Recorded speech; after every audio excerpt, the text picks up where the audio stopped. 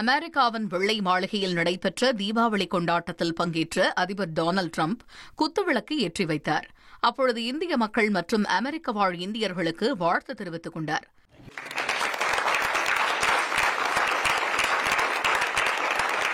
தொடர்ந்து பேசிய டிரம்ப், பிரதமர் நரேந்திர மோடியுடன் சிறந்த உரையாடல் நடந்ததாகவும், முதலில் வர்த்தகம் குறித்து பேசியதாகவும், அதில் அவர் மிகுந்த ஆர்வத்துடன் இருந்ததாகவும் குறிப்பிட்டார்.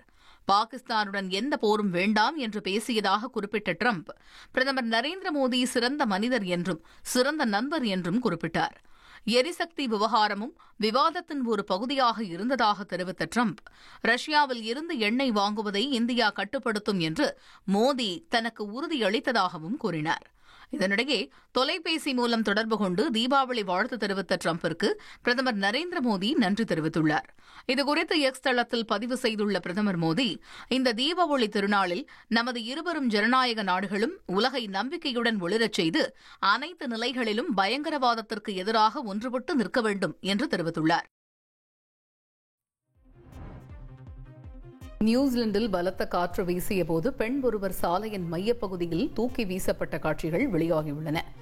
சாலையில் கீழே விழுந்ததும் சுதாரித்துக் கொண்டு அந்த பெண் எழுந்த நிலையில் அவ்வழியாக வந்த கார்கள் உடனடியாக நிறுத்தப்பட்டதால் விபத்து தவிர்க்கப்பட்டது.